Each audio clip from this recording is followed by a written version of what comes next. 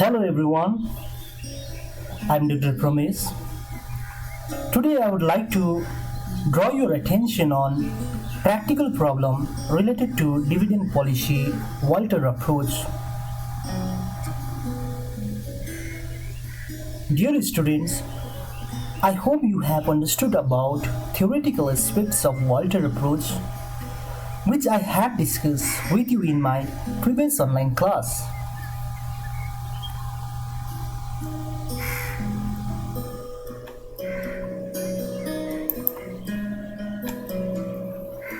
For those students who are unable to catch the theoretical concept of Walter approach in my previous online class,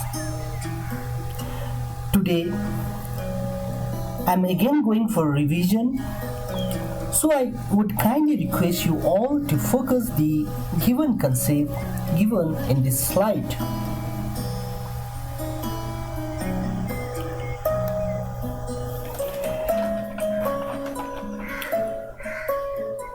So first it make it clear that the objective of the firm and the assumption of Walter approach. So here it goes. The objective of the firm is to increase the value of the firm, or we can say to increase market price per share of the firm. And the assumption, it is given clearly that all the investments are financed by the firm through retained earning only. So no further issue of shares are required here, and no external source of finance is available. It is given clearly that. So in first column, it is given that if R is greater than K, we consider it as a growth firm. Remember this thing.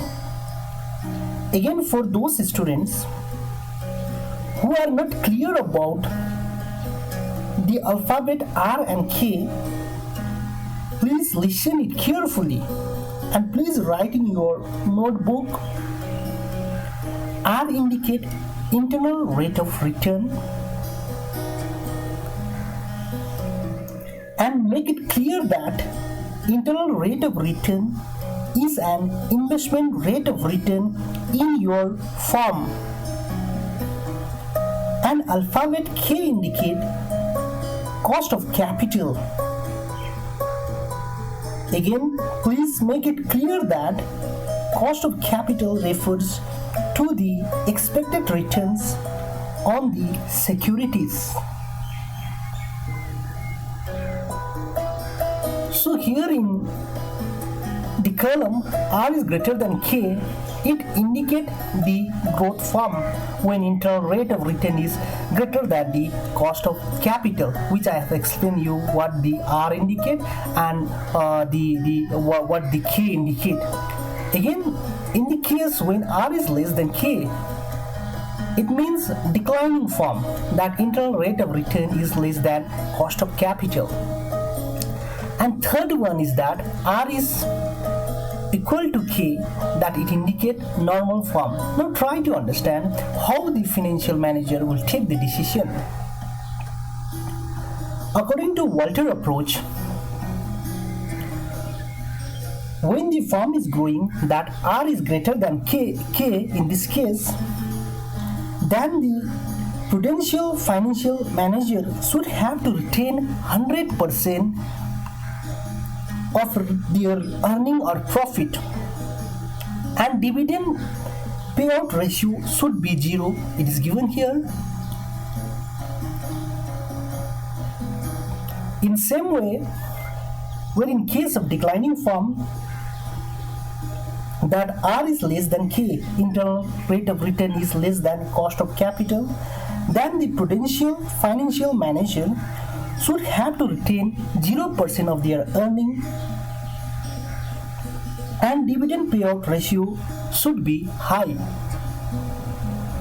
So in last case, when R is equal to K in normal form, here it is in different stages, whether paying the dividend or returning the retained earning or profit, it does not affect the value of the firm, or we can say it does not affect the market price per share of the firm.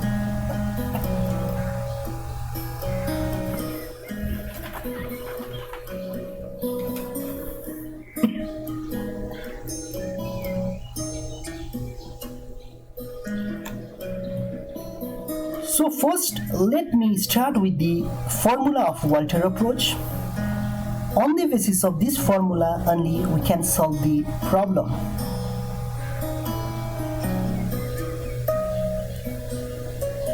So here it is given that according to Walter, Professor Walter, that P indicate market price per share, D indicate dividend per share, by KE. K is the cost of capital, or we can say cost of equity capital, plus this R indicate internal rate of return, this E indicate earning per share, and this D indicate dividend per share. And I have already discussed this. KE is the cost of capital, or we can say cost of equity capital. This formula is given by Professor Walter. On the basis of this formula only, we will solve the problem. So D by KE, it means market value of dividend, and this particular this formula, it represents market value of growth. So when we add market value of dividend plus market value of growth, we will get market price per share. So this is the formula of Walter approach. Kindly note in your book or copy.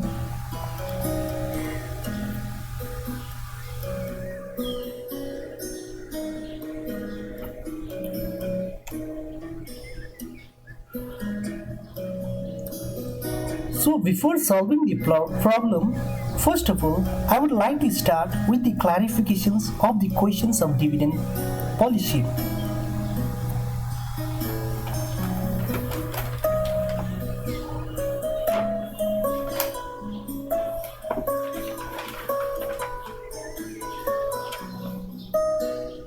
So try to understand the following information is available in respect of a firm. Cost of capital rate is 10%, earning per share that we consider earning rupees 50, assume rate of return on investment, in first case 12%, second case 8%, and third case 10%. These all are the internal rate of return. I have already explained what is internal rate of return. So the effect of dividend policy on market price of shares applying Walter formula when dividend payout ratio is 0% and 100%. So this is known as dividend payout ratio.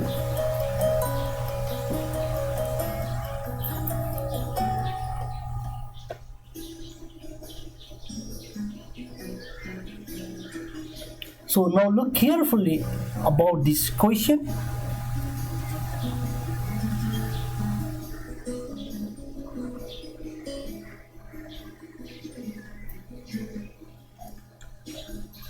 So first try to understand whether the above questions will fit in the given formula of Professor Walter or not. So P, we have to identify the market price per share. D, dividend per share, it is already given in the question, 0% and 100%. KE, cost of capital or cost of equity capital, it is given in the equations 10%. R, internal rate of return, it is given 12%, 8% and 10% in the equations. And E is the earning per share, it is given in the equations rupees 50. So everything is given. We can consider in this particular formula. Now we are going to solve a problem in case when the dividend payout ratio is 0.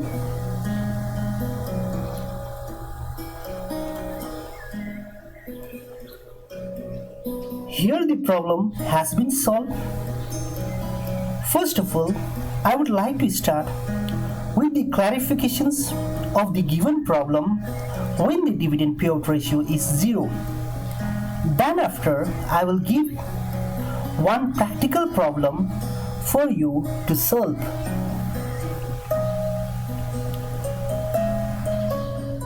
Here our duty is to find out the market price per share of the firm. Considering the above questions, in the above questions, cost of capital, it is given 10%, internal rate of return is 12%, 8% and 10%, and earning per share rupees 50.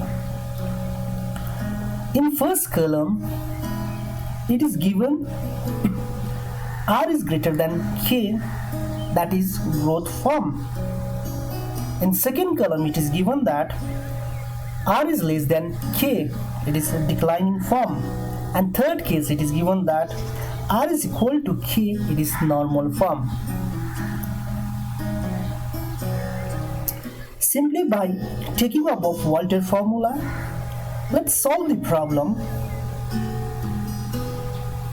So I have taken the Walter formula here, P d by K plus R E minus D by KE divided by KE. So in the above questions, here D it is already given, that is dividend payout ratio is 0. So I will consider here 0.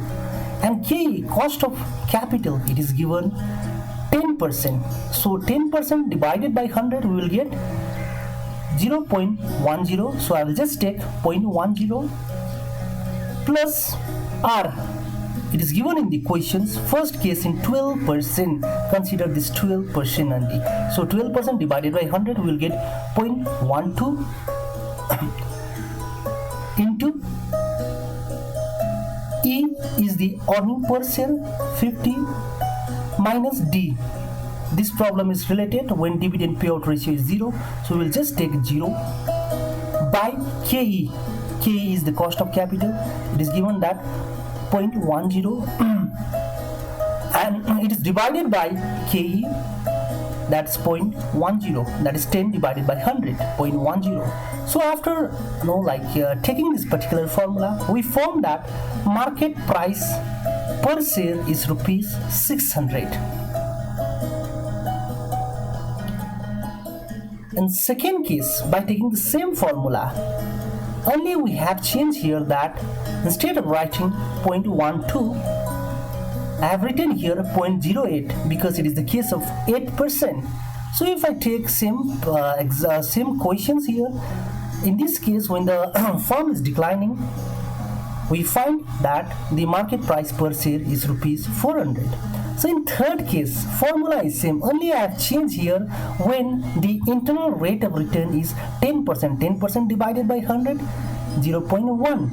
So in same formula, D is already given, that dividend payout ratio 0, K is the cost of capital, 10% divided by 100, 0.10, plus R is given that here R is given that internal rate of return 10% divided by 100, 0.10. E is the earning per share 50 minus D, it is the dividend payout ratio is 0. So I will take 0 by cost of capital. It is given cost of capital that 10%, or we can say it as a 0.10 divided by 0.10, we will get rupees 500 per share, earning per share. Now try to understand. In first case, we found that rupees 600 market price per share of the firm. Same way, in second case, we found rupees 400 market price per share of the firm. And third case, we found that rupees 500 market price per share of the firm. Now, according to Walter, so try to understand. I will make the interpretation. From the given result, we can draw the conclusion that when R is greater than K, the firm should retain 100% profit or earning, and dividend payout should be 0%. So it will give the high market price per share or increase the value of the firm. In second case, when R is less than K, The firm should not retain 100% profit or earning, and here dividend payout ratio should be high. Same way, in last case, when R is equal to K, the dividend payout does not affect the price of the share. So it is in different states, whether retention or the paying the dividend, the value of the firm will not change, so the market price per share will, it will remain the same. So now, now try to understand from here, it makes the sense that when the company is growing, you have to retain 100% of your earning or profit, and you have to pay the less dividend or the 0% of dividend. So you will get your market value of the firm will be increased. So this is the interpretation which I've already discussed you.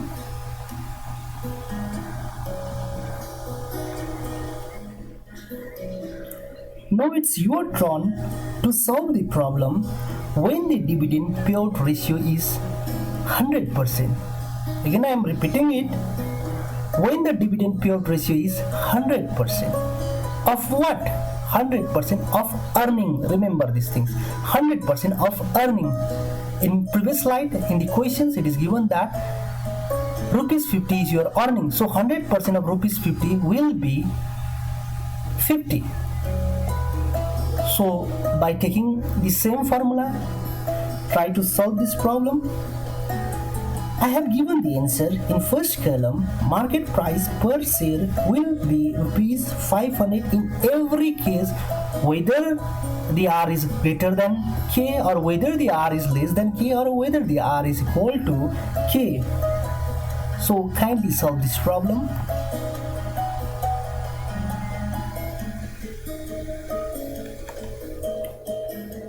Thank you everyone. See you soon.